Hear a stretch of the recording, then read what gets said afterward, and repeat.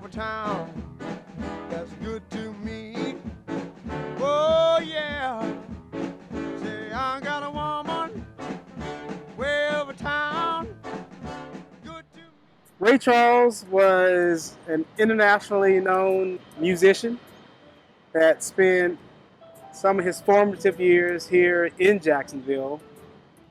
Jacksonville, I believe, was very significant on the development of Ray Charles' career.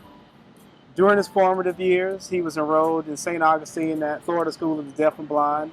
After leaving that school, he spent some time with friends and family here in Jacksonville's La Villa community, where he practiced the piano and was discovered by several bands and musicians that would perform along the Ashley Street corridor in venues like the Globe Theater behind me, as well as Jennifer's Hallman's block, which was also an area which is a couple hundred feet from where he actually lived here in town. So that time spent performing here, meeting musicians, pretty much set him on his way with traveling shows and groups. He moved from here to Orlando to perform, and from Orlando to Tampa, and from that point to the West Coast, which is where he was discovered and built a career that has been transformative and well-known and distinguished among many today. What I love most about Ray Charles's music is it helped break the color barrier. Music scenes were still fairly segregated. What took place along Ashley Street was not really followed and not well known amongst the white community here in Jacksonville and other communities across the U.S. But through his career, he was one of the first major musicians to help to perform in integrated venues and help break down that barrier, which has now led to musical scenes and genres like blues and jazz, as well as hip-hop, R&B, neo-soul, being internationally known and accepted amongst all races and cultures today. One thing I think is unique about Ray Charles, his personality and his career, is he didn't let being blind stop or limit his dreams. And he also was a person who wasn't afraid to move into different areas, challenge traditional beliefs. He was a man who set his own path, and because he was that type of man, has led to many things that never migrated over from the black community into the international setting, took place because of his attitude of being a leader and not a follower. Give me money when I'm in need. Yeah, she's a kind of friend indeed. I got a woman way over town that's good to me.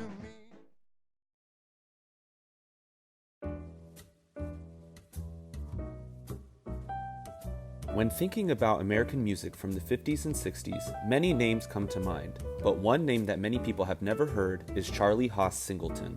He was very versatile. He penned songs that were R&B hits as well as pop standards. And we have a lot to owe to Charlie Haas Singleton because he had such a great influence on American popular music. He was one of the music industry's most sought-after songwriters, and he was born and raised right here in Jacksonville, Florida. He was born September 17, 1913, and at a very young age, it was clear he was musically gifted. In 1935, he was a senior at Old Stanton Senior High School, and he started a band, and then the band flourished. Now, at the time, La Villa was a destination for black music. Lots of artists that had national reputations came to Jacksonville to perform, and it was a real hotbed of creativity there. And he was really immersed in that scene, and he contributed to La Villa's music scene as well. He produced musical productions such as April Follies for the nightclubs in La Villa. So he really got his start here in Jacksonville. April Follies was a type of event that all the people look forward to come in, especially the black population, they would put on their best studs and everything, and then they would come out and see this. Originally hosted in New Stanton's auditorium, the event became such a big hit they had to move it to the Jacksonville ballpark. They put up a stage and all that in there. He had a full band, and he had dancers, singers, he had all kinds of things. Some famous artists, including the Ravens and Billy Daniels, got their start in the April Follies. He would bring Ray Charles down from St. Augustine, and he had this old piano on the back porch on Clay Street, which was right across the street from Stanton. Now, Ray was not in that show, but Ray would be sitting there playing on that piano when they were rehearsing. Eventually, they changed the name to the 20th Century Review, and after a few more years, his friends and family begged him to go to New York and make a name for himself. He was signed to Decca Records in the early 1950s and was immediately put to work. One of his big hits was Mama, You Treat Your Daughter Mean, played by Ruth Brown. Real big. Came back to Jacksonville, lots of money, convertible Eldorado, and everybody, all the people were very happy and very proud of him as being a person from Jacksonville to do this. In 1954, he paired up with another songwriter named Rosemarie McCoy, and together they wrote two back-to-back #1 R&B hits. For Faye Adams, It Hurts Me to My Heart, followed immediately by Mambo Baby by Ruth Brown. He was eventually convinced to cross over to the pop side and wrote many hits. Some include If I May by Nat King Cole and his first #1 pop song, Don't Forbid Me by fellow Jacksonville native Pat Boone. Things were looking great for Charlie. That is, until the British invasion of the 1960s. What happened is, when the Beatles came over from overseas, they came and they changed the whole culture almost of the songs that were going on. Popular songs kind of dropped. Charlie found himself with less work. He managed to sell a few of his songs to the Beatles, but it still wasn't enough. Then one day, Bert Kempfert approached him with a promising instrumental he needed lyrics for. So Daddy sat out in his basement, and he was working, and I went down there one day and I said, Dad, what you working on? He says, I'm working on a song. He said, and this is going to be my signature song. He says, you know, you ever heard Hoagy Carmichael's Stardust? I said, yeah.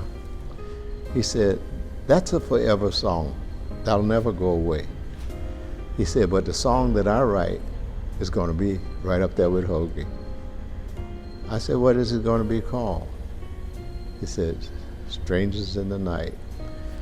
And the person who's going to sing it is Frank Sinatra. Strangers in the Night leaped to #1 on the 1966 pop charts and single-handedly revived Sinatra's career. Charlie was a success again. Many artists and musicians wanted to collaborate with him again. They would all meet at a local bar called Beefsteak Charlie's and write lyrics down on napkins. Not only were the people who were writing down there were also musicians, saxophone players, trumpet players, bass players, and all this. And then if somebody liked a song, then they would go out and say, hey, I want you on this, and that on that. And they would put the song together. And the next thing you know, it was out. After Strangers in the Night, Charlie wrote a number of songs. Some include Spanish Eyes, originally recorded by Al Martino, but later covered by Elvis Presley, Lady by Jack Jones, and Help the Poor by Eric Clapton and B.B. King. He later retired in the 80s and moved back to Jacksonville to be with his family, where he lived an easy life and continued to collect royalties from his work.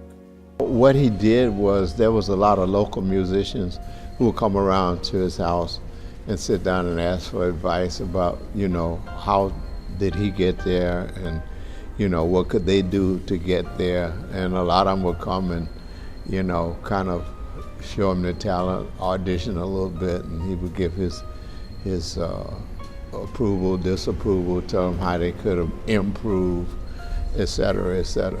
Charlie died on December 12, 1985 at the age of 72, but his impact on the music industry will live on forever.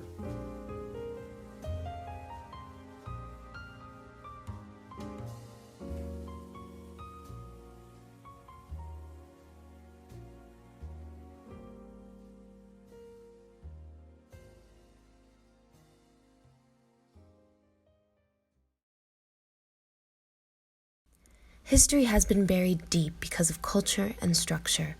Jacksonville continues to flourish today, but like all communities, it had a shaky start and a dark past. Today we uncover Jacksonville. Today we uncover the past of Jacksonville lynchings. Lynching is something that is not widely discussed in the South, but was widely experienced in the South. This is writer Steve Patterson from the Florida Times-Union. He follows the events surrounding a proposal by former Councilwoman Brochet to erect a lynching memorial in Jacksonville.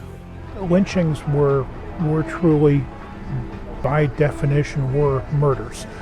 But lynching, it's sad to say that Florida was the worst in every single way, and that had a lot to do with just the intent to keep the social order. This is Anita Shepard, an officer of the Association for the Study of African American Life and History. I spoke to both Steve and Anita to help me uncover Jacksonville's lynching past. There have been 7 documented lynchings in Duval County. Florida had the most lynchings of any state. There really was nothing that involved a trial within any legal context.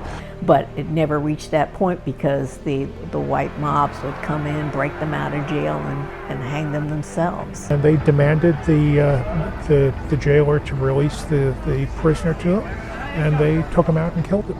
They were not going to be brought to trial for their actions, even if they were witnesses, even if people admitted I did the lynching, the system protected them. The people who murdered the black citizens were oftentimes not questioned or tried for their actions. Lynching was like a sport. You know, people go to the football games and they cheer. They cheer with all of the contacts and the plays and everything. Children were taught that that was okay, and men and women would come out and watch a lynching, and they would participate in the mutilization of the bodies, and they would take body parts for souvenirs. In an event named the Fort Pillow Massacre in Tennessee, a general and a Ku Klux Klan leader saw no need for the black men, including their wives and children, who came to assist them during times of war. When the war was ended, he just went out with his soldiers and he just shot up every black person, man, woman, and children. The refusal of recognition towards black veterans still lives within the confines of Jacksonville. Confederate statues remain erect while others fight for its removal. People think that the effort is to erase the history. Well, and that's not the objectives of taking down those monuments. The objective is to not bring light on what they stood for. The fight has gotten stronger and people have become more aware, but there has been no real changes within the past year. Well, instead of removing a statue, why not create a new one? A proposal has been created to establish a lynching memorial in Hemming Park, the same location as one of the tallest Confederate statues in Jacksonville. Many citizens believe in establishing statues that help us remember what happened in the past, rather than forgetting it. Many memorials being part of the Community Remembrance Project in Montgomery, Alabama, established by the Equal Justice Initiative. The Community Remembrance Project includes 3 parts to it. The initial part, or the first part, is soil collection. This is Lynn Sherman and Melanie Patz, members of 90 Forward, a group dedicated to discussing race in an open and safe environment.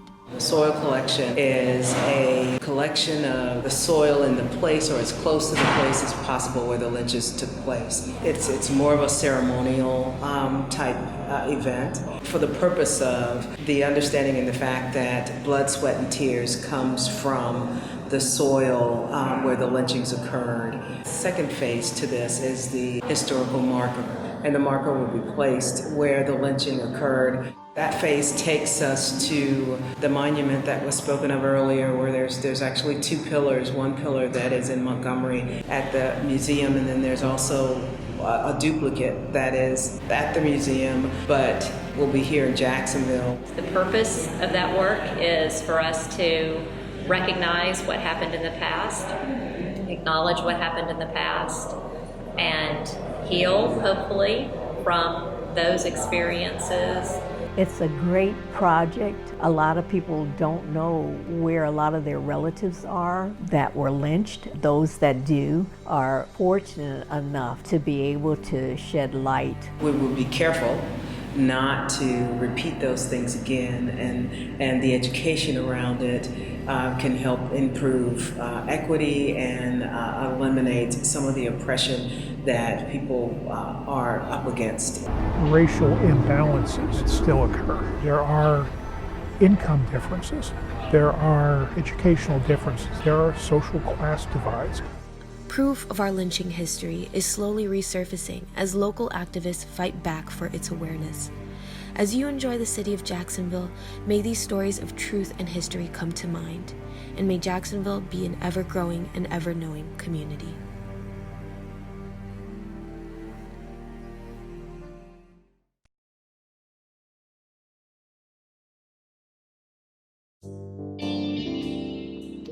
So I would say probably one of the most important ways that she made a legacy for herself was creating art spaces for the Black community to learn how to make art, to exhibit work, and also teaching the next generation of artists.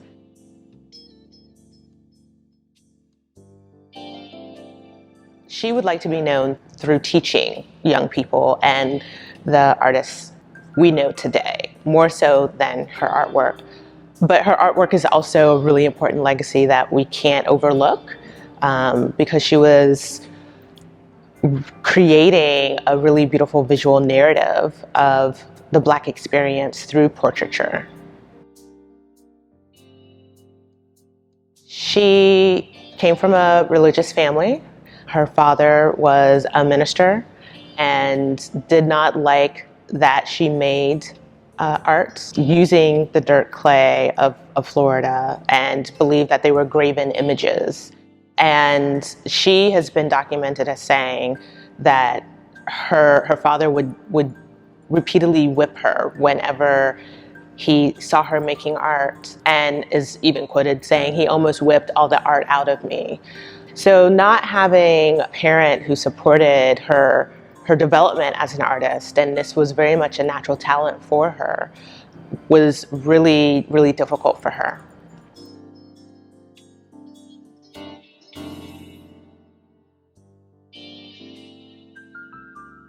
We're talking about the early 20th century, and there were very few Black women sculptors that Augusta Savage could see as a model.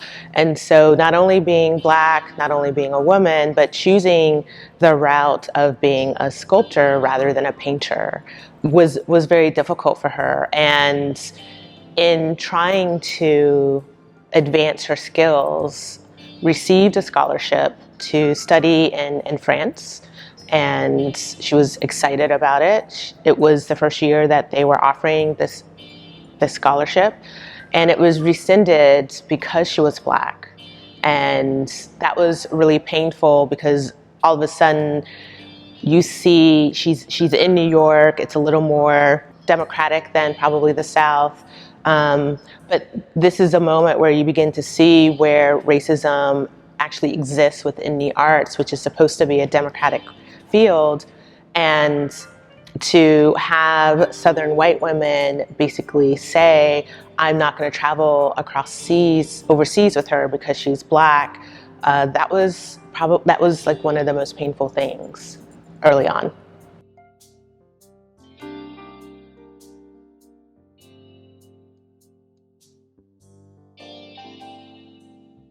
I think getting the Julius Rosenwald Fellowship to go to Paris finally, and receiving kind of that validation that she is an up-and-coming artist. Her skills and talents are really just as important as some of the other artists who were getting it.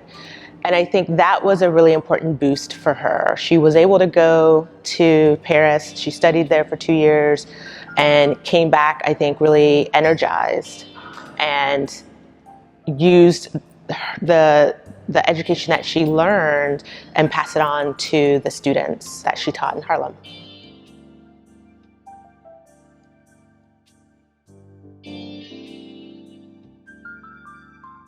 Part of it is wanting to give back.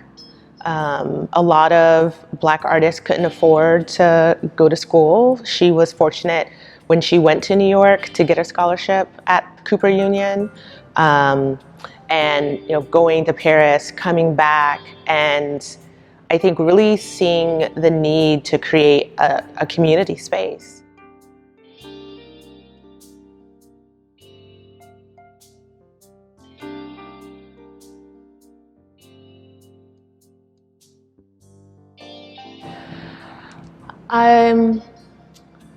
I think one of the most important things to think about with Augusta Savage is that she was this really incredible artist. She was an educator. She was someone who could make something out of nothing.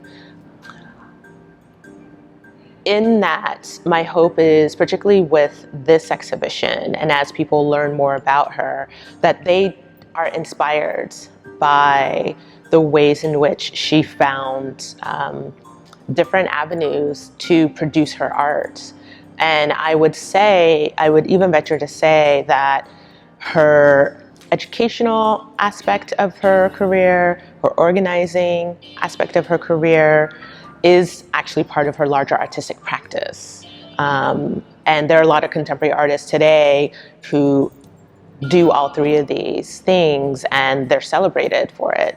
And I think that we are now in this moment of looking back and saying, well, here's this pioneer who actually started this movement forward. So I'd like people to absolutely understand that she was and still is a pioneer in the art world.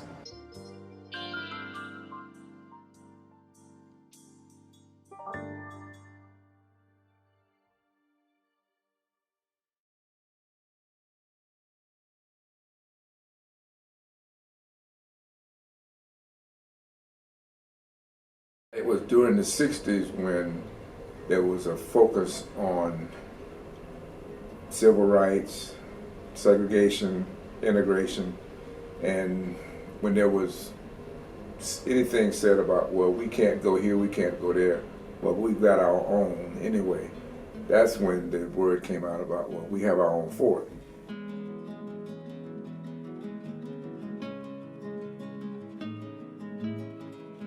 The reason Fort Mose came into fruition was basically there had been a number of escaped slaves in the late 1600s, early 1700s that made their way down here to St. Augustine, and King Carlos at the time, basically the British were demanding their return or some sort of a ransom, if you will.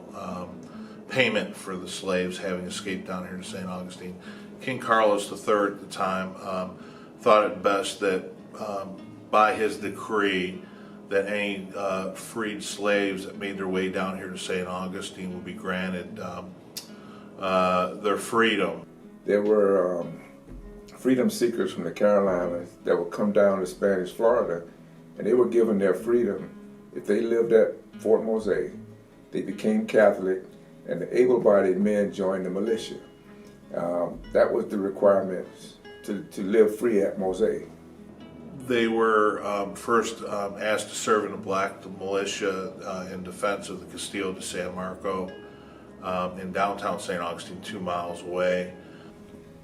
Spain and England were at odds at that time. In June of 1740, we saw the Battle of Bloody Mose, where over 700 of Oglethorpe's troops descended on St. Augustine. The inhabitants of the fort were about 70 strong at the time, black militia. They saw the British descending down on the fort and made a strategic retreat to St. Augustine, to where they gathered up over 300 Spaniards that were in garrison in the Castillo de San Marco. Came back the next day and actually defeated the British. 126 soldiers were killed. and 40 were captured, and a lot of the fighting was hand-to-hand combat, hence the name Battle of Bloody Moselle. What the Spaniards and the black militia did at the end of this particular conflict was actually burn their own fort to the ground, basically destroyed their own fort, keep the British from recapturing it at a future date. That was the first major defeat of the British in the New World. The second fort, actually, the inhabitants were within the fort walls. It was a much larger structure. That was the one that was constructed in 1752, and the one that we unearthed here back in 1987. I mean, a lot of folks don't realize that the Underground Railroad actually came south long before it started going north. We want to kind of tell the accurate history of our nation. We were the first Underground Railroad, which a lot of people aren't aware of. But they were able to live harmoniously together because they had a common cause, and that common cause was freedom.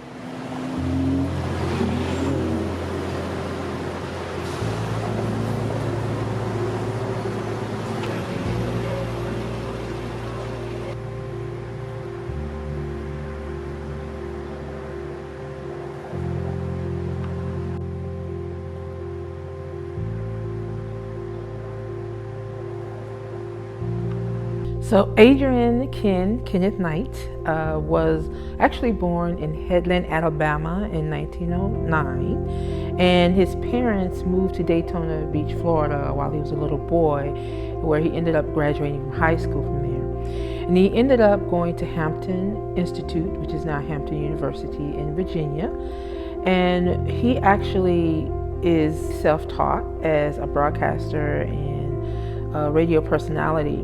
One of his friends was on the radio at the school, and he didn't like his work or thought he could have done better, and so there was a bet made. Kenneth Knight actually won the bet, and that basically started his career in broadcasting. As he moved forward, he actually ended up in Atlanta and working at being the first African American to work at a radio station. It was an all-white radio station, and that's where he really began his advocating for black music, black broadcasters, blacks in the radio and television field. He actually started the Night Train, which was the first television broadcast from an African American in Jacksonville. And his goal was really to promote African American music and to actually train African Americans in broadcasting television and radio. And so he started his own program, his own basically mentoring program, or being a mentor and encouraging African Americans to get into those fields. The work that he did, the advocacy he did, he actually increased the sales of those musicians' work, records, and rising them on the charts. So he actually did a lot to promote black music and to encourage blacks to get into television and radio. Ray Charles also is connected to Jacksonville in that he was discovered here. He had an aunt here that lived on Church Street in the La Villa neighborhood, and he actually was said to have been discovered or got hired while hanging out at Lenape Bar Wynn Hotel, right on Ashley Street, right in the heart of the Great Black Way, as they called it. Ray Charles eventually just became his own superstar, influencing the music industry by combining R&B, country, gospel, all into one, and blues into one. And so the idea of those two icons in their field coming together was a very popular show. At that time, the DJ was the promoter, or the DJ really had a lot to do with influencing record sales for an act. So when you're the first into any field like that, there's usually a little controversy, but you have someone who sees beyond that, even if it is just making more money or keeping their business in business. That all he needed was for the door to open, and that's what led into his great career. Actually, there isn't any particular site. He was very influential in WHRC, and if I remember correctly, that radio station was inside the Claire White Mission that was run by Eartha White. And then he went on to work with the radio station WPDQ. Now, I remember WPDQ as a girl on the AM station, and we actually listened to that station. So there's individuals my age in the 40s that would remember listening to WPDQ, and so he was very key in helping that radio station remain popular, and it was a radio station primarily listened to by the Black community. That's something you really can't measure, but you could see it in the work that was done after he's gone. Now, there is a street named after him on the north side, but as a monument to him, there isn't, and I'm hoping that as this research on him is done, that we will have a marker or a statue that will acknowledge him and his contributions to broadcasting and radio. To be on a radio station, you definitely have to have a personality that draws people. You have to have some love of people or loving to talk and communicate, and then you have the love of music. There was something special about him, knowing that that's a field that African Americans should get into. He definitely would have that impact on the radio field when there was more independence and open to creativity in how you just marketed that music. Because a lot of times there will be songs that you would have never heard of, but the DJ heard this great song. Let me run this by you, basically, and then you got hooked on it because the DJ fell in love with it and he made you want to like that song. And another DJ that's from here that he probably influenced was Yvonne Daniels. So it goes far and wide. You could keep talking about it and start thinking about and realizing his impact on broadcasting.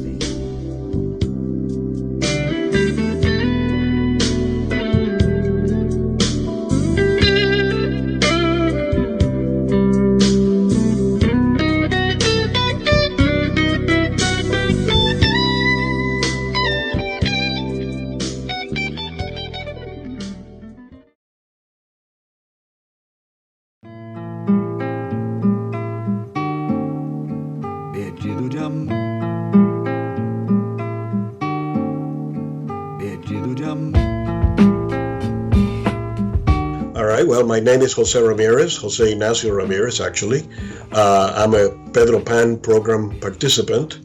The Operation Pedro Pan, first of all, it was a program that emanated, or it was initiated as a result of the parents in Cuba becoming very concerned that their children would become part of the state government care. And so their education, their upbringing, would become part of the state. So they decided that they needed to find a solution to this, and one solution for them was the opportunity to send children back out of Cuba until they saw whether things would be settled down or not. And the first children came in December of 1960. I happened to be among the first 50 or 60 that came. We were all on a company, so that means that we came by ourselves with no mother or father or family of any kind. And ultimately, the program lasted through October of 1962, when 14,048 children were sent out of Cuba by their parents. Actually, when we first arrived, because I was among the first, there were no refugee camps yet in place. We were sent to a facility outside of Miami. Within a week, within 2 weeks of being there, Monsignor Walsh came to us at the house and said, more and more kids like you are coming. We need to find a way to get you someplace else because we cannot accommodate anymore in this house. We have opened a refugee camp and for boys. And so anyone that wants to volunteer, for the moment you have the option to volunteer, you're welcome to raise your hand. And I thought about it that night. When I wrote my book, Defining Moments, it was my first defining moment in life. I was 15 years old, 15 and a half. And I came to the conclusion very quickly that for me to learn English and for me to get an education, with all the children coming and the facilities that I didn't see in place in Miami, I needed to make a move. And so I made my first defining moment decision. And that very next morning, I walked to his room and I said, put me down on the list. And 2 days later, I was on a train to Jacksonville to what is known as Camp St. John. The highest number of kids there were 90. All of us were there from high school, freshman in high school through senior in high school. So, somewhere between 14 years old, 15 years old through 17, 18 years old. The camp is still there. As a matter of fact, I was there last in about a few years ago.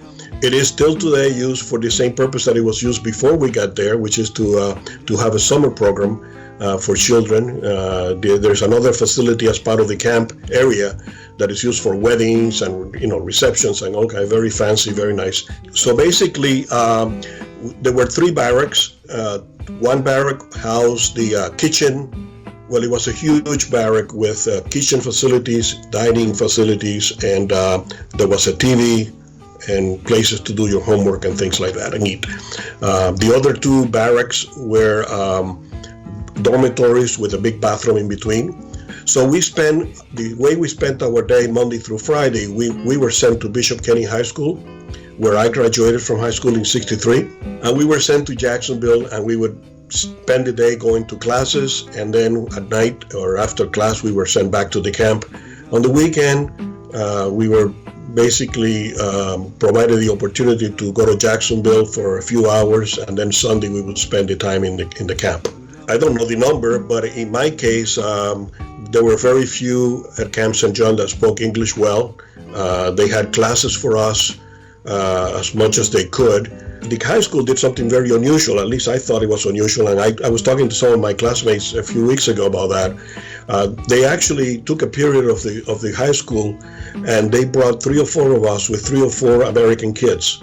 And we sat there for a period trying to talk to one another, which made an opportunity to get to know each other, but we also learned each other's language, especially I had to learn the English language. It began to make some sense after about 6 months to a year. We were young, so you learn a little faster when you're young. The camp closed about a year and a half later, almost 2 years from the time it opened, in August of '62. At that point, they split all the kids into one of 2 cities, Jacksonville or Orlando, Florida. And so now there were others who by then their parents or family members had come to the United States, so they were happily able to get reunited with members of their family, so they were the lucky ones. But for the rest of us, they asked us what we wanted to do. So I asked to stay in Jacksonville. And so they sent us to foster parents. They had a number of people who raised their hand to take care of us, and we were sent to foster parents in the area. The senator from the state of Florida, I'm not talking about state senator, but I'm talking about the U.S. Senator Mel Martinez, who is in Orlando. He was in our camp. So Mel was obviously probably the best known that I'm aware of. I mean, we had doctors and lawyers and priests and all kinds of people in different categories that became very prominent in their own ways. But publicly, I think Mel would probably be the one that I would say is the most prominent known person that was in the camp. Well, Jacksonville was a great city for me. It still is. I felt very welcome. People were very friendly. In my book that I mentioned, Defining Moments, I talked about the fact that even though there was a language barrier, people opened their arms. They were either neutral or friendly. The language, of course, barrier got in the way of developing relationships, and it wasn't until many years later that we actually reunited ourselves in a way that makes a lot of sense. But it was a good experience. You know, I have always tell people that when you're trying to adjust to a culture, immersion is very important. But what is also very important in addition to immersion is maintaining some sort of a balance between what you are and what you may be becoming. And so I never gave up my Cuban-ness, so to speak. I am Cuban 100%. That's where I was born. I am a U.S. citizen. I serve in the military. But by the same token, I live in exile. And I'm very clear that I am an exile. But I also am very clear that I am in a great country that gave me the opportunity. Jacksonville was nothing but welcoming, and the people there, there were very few exceptions where I didn't feel like this was a good place for me to live.